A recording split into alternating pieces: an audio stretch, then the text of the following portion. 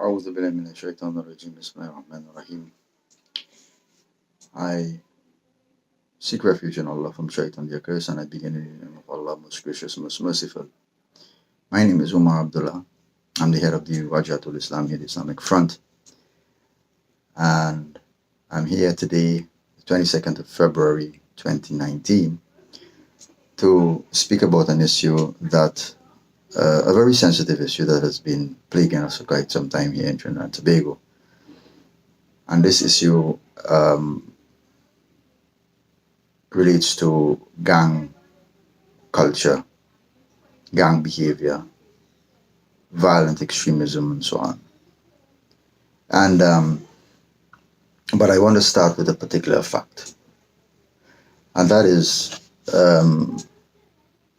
if it is we have a sore, a bruise, or a cut on our hand, our feet, or any part of our body for that matter, and that abrasion or that cut or that bruise, sore, is not taken care of, is not medically treated in the right way, it could fester and become a cancer, which may lead to amputation and in some cases death.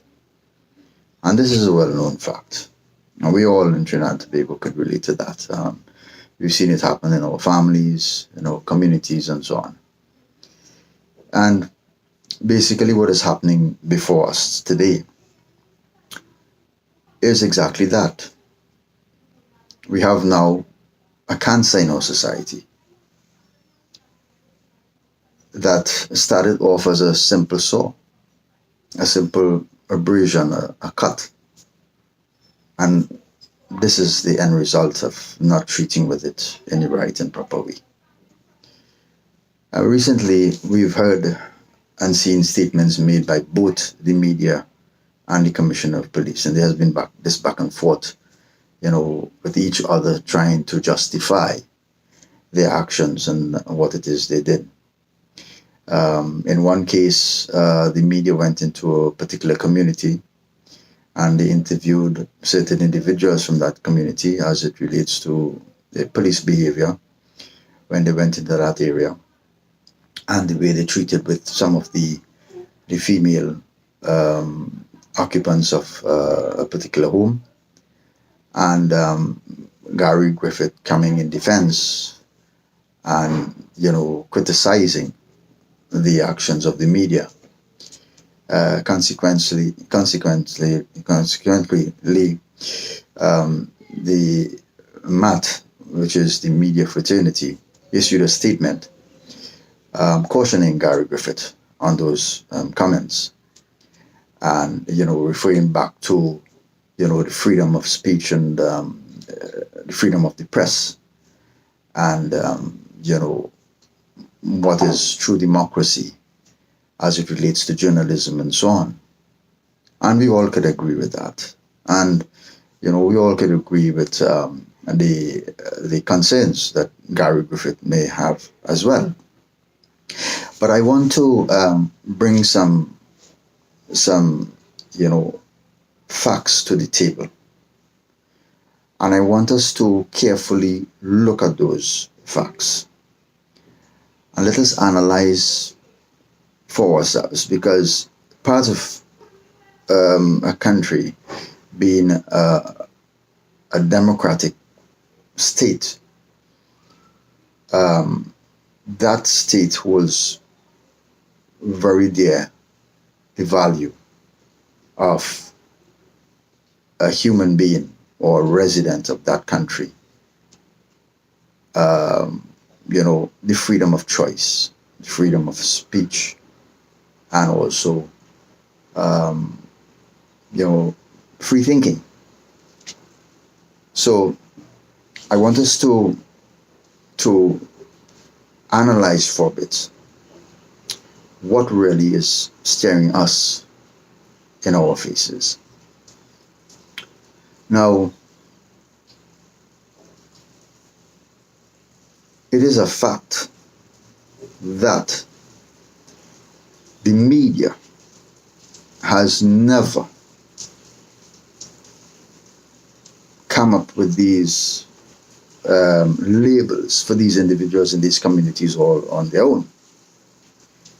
It is the police service that has labeled these individuals as such. And so the media report on what the police inform them of. The police would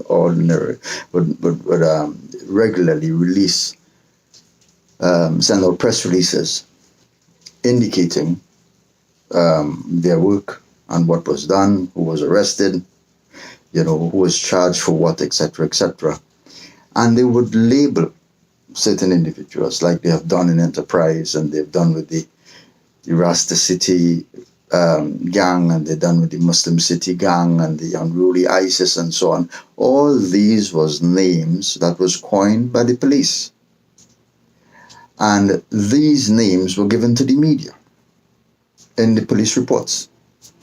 So the media now would report on what the police says.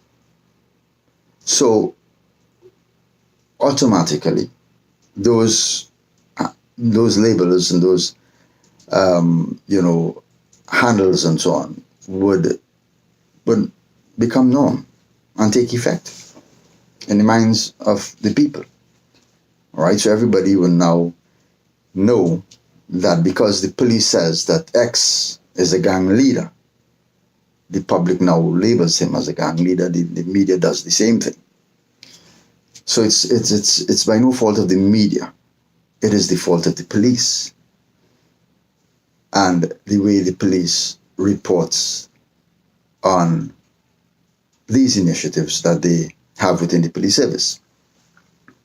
Also, it's also a fact that none of these individuals whom the police says is a gang leader or are involved in gangs or a member of gangs has ever been convicted before the courts in this country as such, for being a gang leader or being a member of a gang. This is why they are free out in the free world and they're in the communities. They've never been. So how could you label someone as being a gang member or a gang leader and he has never been convicted before the courts in this country for the same? I can't understand that. And why would the police do that? They're creating the mess that we're in. That's what they're actively doing. Now, I don't blame Gary Griffith, but because Gary Griffith has been doing a tremendous, as I've said, and I applaud him for the efforts that he's making and the bold steps that he's taking. But he came into the police service and met a Trinidad and Tobago police culture within the police service. And what Commissioner Gary Griffith has to understand is that he needs to change a lot of the norms that he met within the police service. And it's only by doing this you'll be able to strike a balance as regards to this type of incidences and this type of reporting by the media and so on. The police has to be responsible. They cannot be reckless. This is a democracy. And the very sad thing we saw happen in Venezuela, and we see in the outcome of that particular path that they have taken. In Venezuela today, you are guilty until proven innocent. This is the length that it has reached. And the police is doing no different here in this country. They have actually convicted these people who they claim are gang leaders of the crime before before they've been given the presumption of innocence and so on. I mean, this is what democracy is all about. Everyone is presumed to be innocent until they're proven guilty. Here you're saying that this man is a gang leader. What are you saying? You are actually saying that this man is in fact a gang leader. You have evidence that this man is a gang leader or belongs to a gang. But very interestingly, when he's hauled before the courts, there's not enough evidence to convict him of such. And why is that so? Why is that so? Now, Commissioner Gary Griffith is supposed to know this, and some of the senior officers within the police service. Trinidad and Tobago was second to France in solving a capital offense without the use of forensic evidence. Second to France at one time, Trinidad and Tobago. Yes, very interesting. Check it if you all don't believe me. Second to France in solving a capital offense without the use of forensic evidence. What has become of the police service? We have been taking criminals, supposed gang leaders according to the police, hauling them before the courts in this country, conducting numerous investigations. And you're telling me up until now, you have no evidence to convict none in this country for being a gang leader or gang member? Who is beginning to look like the fool here? Is it the media or is it the police? Who is beginning to look like, they don't know what they're doing? Is it the media or is it the police? And there may perhaps be a reason for that, why there has never been a conviction. And that is because the police themselves are in cahoots with these very same so-called gang leaders or gang members, according to the police. So they are managing the intelligence and the evidence so that these individuals are not convicted before the courts. I want the police to answer to that. Is that in fact true? Is that in fact true? Because I'm beginning to feel that that is the truth. Because it is either that or the Trinidad and Tobago Police Service has the worst police academy in the world. Has the worst training program in the world. Because we are unable to train our police officers to do proper analysis and proper investigation.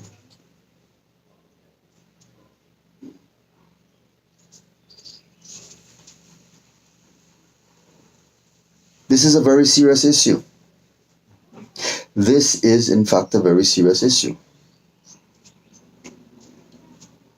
Why would the police want to say, and they need to answer this question, why would you want to give prominence to someone? And that is you that doing that. It is you that giving prominence to these individuals that you're calling gang leaders. It is you that is calling them gang leaders, not the media. The media is just following what you are reporting. That's all the media is doing. You are the ones who are doing that injustice to your own self and creating the problem that we have in this country. When you refer to these men as gang leaders and community leaders, etc., and, saying that they were able to get lucrative contracts from government, you are giving these individuals prominence in their community. That's what you're doing. Not the media. The media is just reporting on what you're saying. So So the TTPS, under the watchful eyes and leadership of the Commissioner Gary Griffith, needs to understand that that culture within the police service needs to change. And it would have been better if the police would have referred to these individuals by their names, their correct names, and indicate perhaps that these individuals have been sought in connection with certain criminal activities and so on. Keep the word gang out of it, because when you label them as gang leaders, that's how the country sees them. That's how the community sees them. When you say they're leaders in their communities, that's how the community would see them. You're giving credit to them, and you're allowing them to become powerful. And you are the ones who are doing that. So don't blame the media. Don't blame the media. All right? Right enough, yes, the media does be biased sometimes in their reporting, as in the case of, when Muslims commit crimes in this country and so on. We'd see within the pages of that report, with the passages of those reports, which masjid the Muslim belongs to. We don't see when another person, a non-Muslim, commits a crime, we don't see which church he belongs to, which temple he goes to. We don't see that. All right, so there is that level of bias reporting, and we treat with it as it comes, But with this particular issue, I think we are all not addressing the real issue here. Everybody's just repeating everybody else. And no one is thinking. Free thinkers. When we are free thinkers, this is the type of discussion that is raised, and the type of discourse that comes out of it. Now, I want to make it absolutely clear here that I'm in no way in support of any gang in this country, and I'm tolerating any gang behavior in this country. Because the question still needs to be answered by the Trinidad and Tobago Police Service and by the judiciary. What exactly constitutes a gang member, or constitutes gang behavior, etc., etc.? Are we saying that, and by virtue of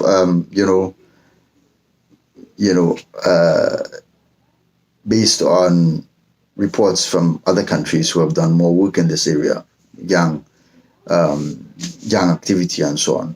We see in America the Bloods and the Crips, certain tattoos and certain type of wear and dress code and that sort of thing was affiliated with that type of that particular gang. All right.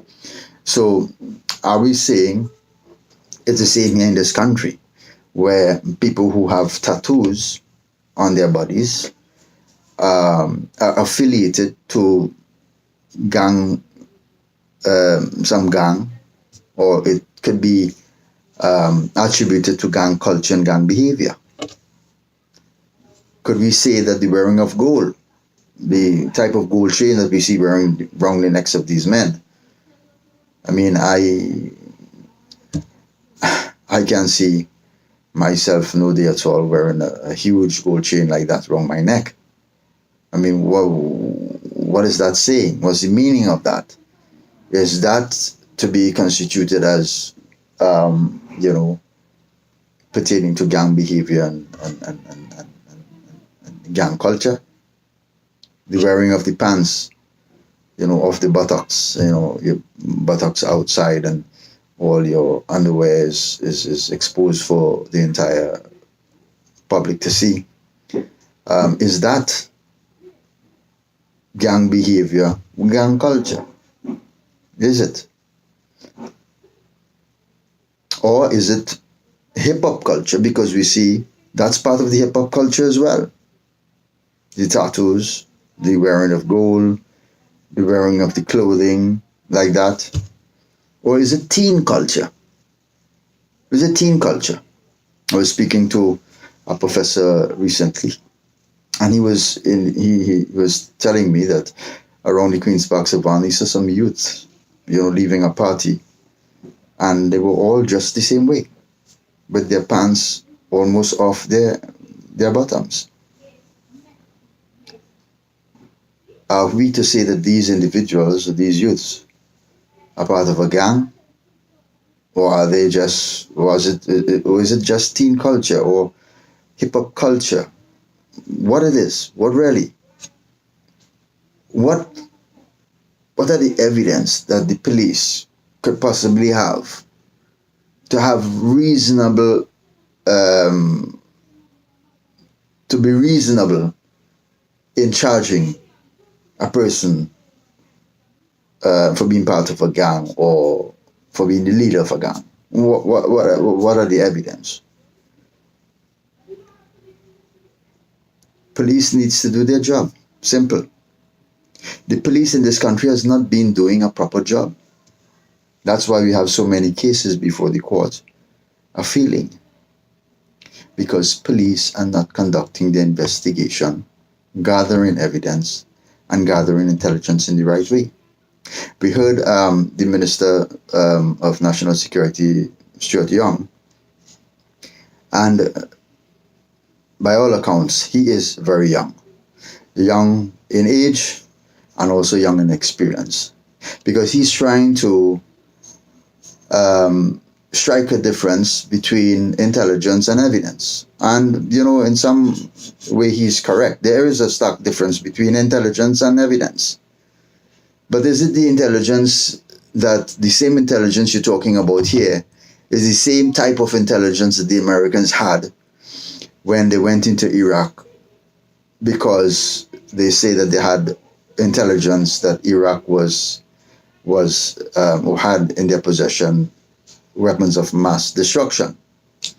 Or is it the same type of intelligence you're talking about where you all said that you had pertaining to our carnival plot when there was no carnival plot at all? There was no conviction. Is that the type of intelligence that you are talking about, Mr. Stuart Young? Because if that's the type of intelligence you're talking about, we can clearly see where intelligence could be concocted to appease and to drive the decisions of the TTPS in going into communities and going after people unjustifiably. It's obvious that if you have intelligence, you're saying that, certain things was disrupted by arresting these individuals and so on. But what actually did you disrupt? What if these individuals were to take a lawyer and sue the state for wrongful arrest? Who's going to pay those individuals that compensation? Where's the money going to come from? The taxpayers. The same people that you're trying to convince that you had intelligence. Obviously, when you have intelligence, you have to support that intelligence with evidence. You don't just go after people because you've got intelligence. All right? Everybody talks about this. It's a beautiful word, huh? It's a nice, beautiful word, intelligence. Wow. It makes you, it puts you in the seat of an important person. I have intelligence. You're the Minister of National Security, but you telling the nation that you have intelligence and trying to explain to the nation the difference between intelligence and evidence. Well, there has to be a connection, Mr. Stuart Young. Right? Although you're correct, there is a difference, but there has to be a connection with the intelligence that you have and the evidence that you gather. If there's no connection, you cannot go after people based on your presumption or based on your ideas, based on your your ego, trying to satisfy your ego, trying to prove to the country that the Ministry of National Security and the TTPS is doing a marvelous job.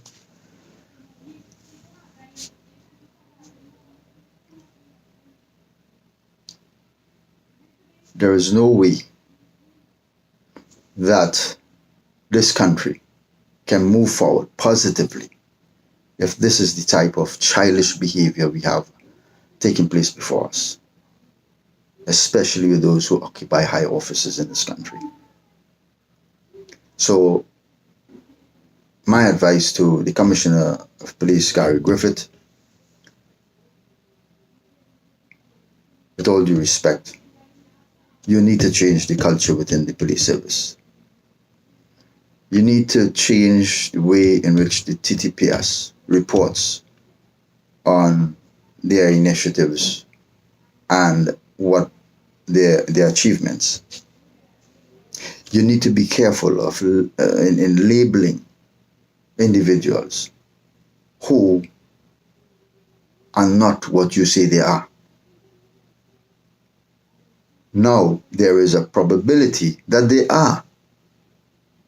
But unless you have convicted these individuals before a court of law, and there's strong evidence used in that conviction, only then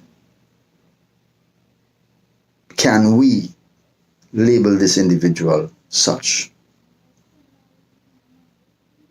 And even at that point in time, we have to be cautious in that labeling as well, because we don't want to create an atmosphere where these individuals are going to be glorified.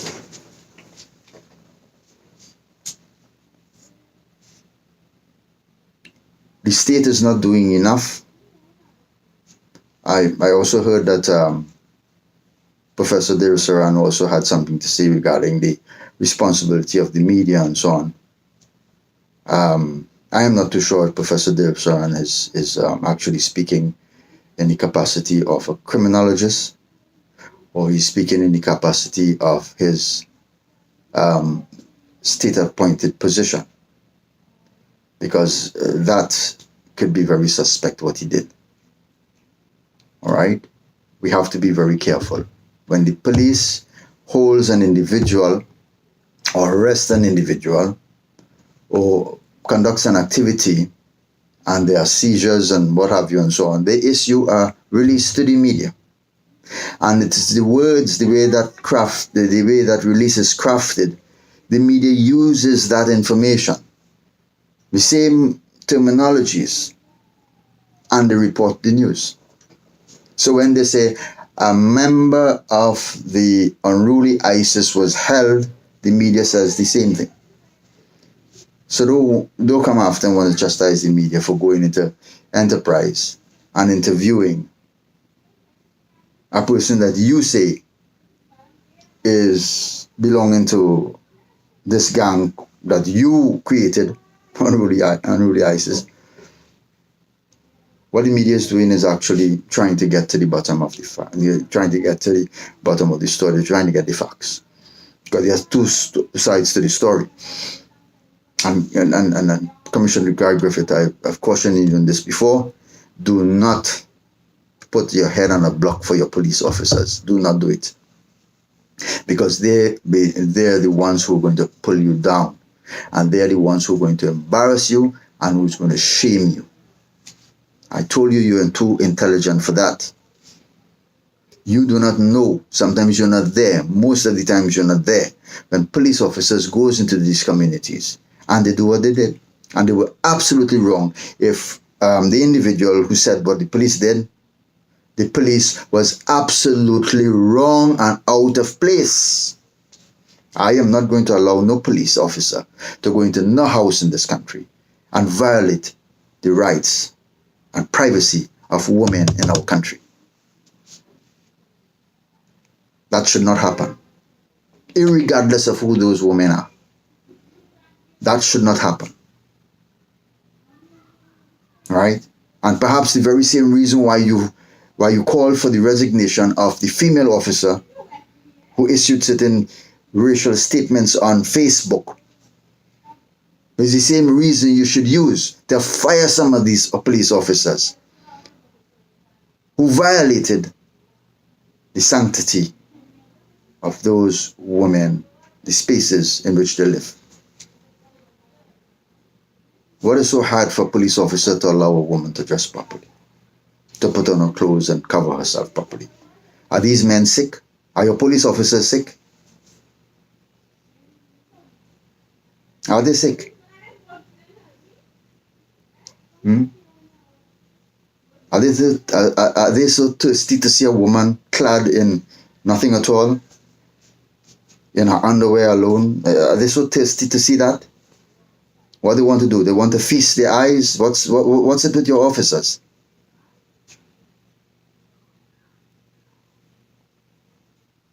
So, coming back to this whole question of gangs and gang activity, gang behavior, gang culture in this country, we need to get it right. We need to get it right. Okay? And, you know, the police service needs to stop putting a handle to these guys' names. They need to stop calling these individuals something that the courts in this country has not established.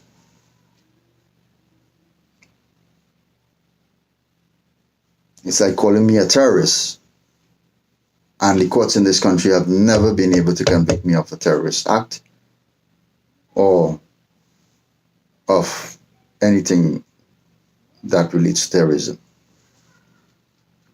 Never. So why would you want to call me a terrorist?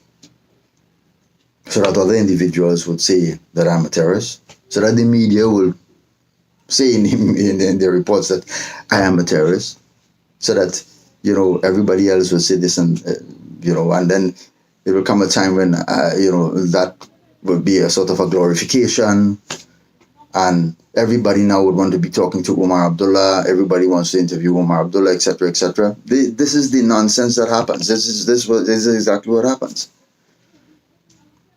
Refer to people by their names, all right, and say the truth about these individuals. You have not been able to convict this man of any crime, of murder, gang, being a leader of a gang, being a member of a gang, etc., etc. Just say simply what it is you have. Why are you seeking why is this man being sought? Whether he's being sought in connection with a murder, or is he being sought in connection with robbery, or, you know, or some sort of nefarious activity. All right? And if it is you have evidence to charge him under the gang legislation, indicate as such. We have evidence to charge this individual under the gang legislation. All right? Without having to call him a gang leader or a gang member. And when the courts convicts, when the courts goes through their process and convicts this individual, based on the evidence that you have, not the intelligence, the evidence that you have, then, and only then, could you be right to say that this man is a gang leader. He's a convicted gang leader. And now the society has to treat with him differently. He has to be approached in a particular manner, and he has to be treated in a particular manner. Because we need to bring this individual away from that position. We need to bring him away from that gang culture and gang activity. We have to do that. So there has to be some mechanism in place, or some programs that we could institute to bring these people away from that type of lifestyle and that type of behavior.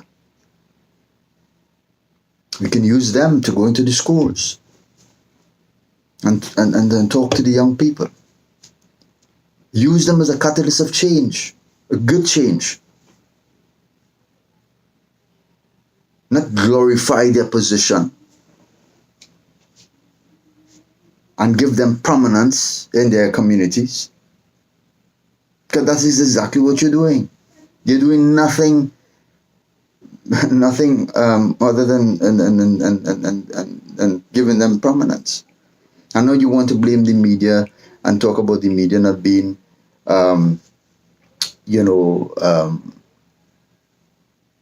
responsible enough and all of that. So if the media didn't go into the community, we would have never known that the police had disrespected these women. We would have never known that. So are we saying that the women who are in the home of, who are the resident of a home in Maraval needs to be respected and treated differently than a woman who is in Sealots and who lives in Laventille? Are we saying that? Are we saying that? The police service needs to be very careful. And another advice to Commissioner Gary Gifford: you're responding too much. Do not respond to criticisms. Do not respond to criticisms, because you will be criticized more for your response. Do your work. You have been placed there to do a job. All right? You have been placed there to turn around the TTPS. You have been placed there to get rid of the rogue police officers within your organization. You have been placed there to provide a better service, a better friendly service to the country, to the citizens of Trinidad and Tobago. Your motto: protect and serve with pride. It was before, it was just protect and serve. So a new word has been added: protect and serve with pride. There's a connotation when we say the word pride. It means something.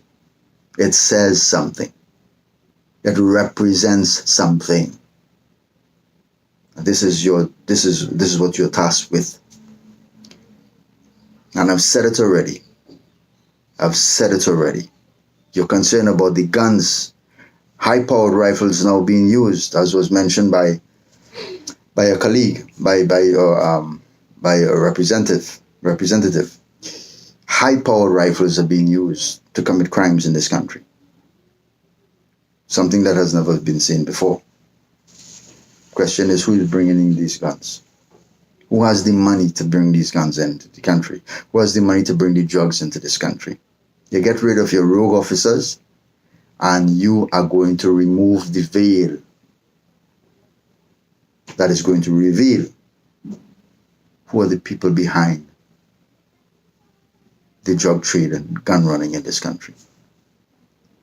Not those people who, as David Muhammad put it, not the people, the feeders at the bottom of the ladder.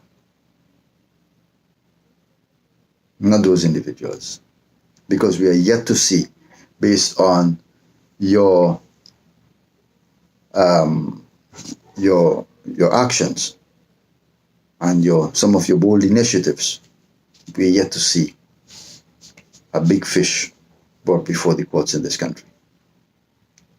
We're yet to see that. All right? So, this is my simple take on this issue. I want to beg of Allah to forgive me if I erred in any way, if I wronged anyone or said something to hurt anyone. I beg of God Almighty to forgive me for that, and I want Him to continue to guide me to see the truth and to highlight highlight the truth and highlight the ills and the problems that affect the people of Trinidad and Tobago to the point of influencing change and directing us down a path that is going to bring a sense of peace and lawfulness within Trinidad and Tobago. Thank you.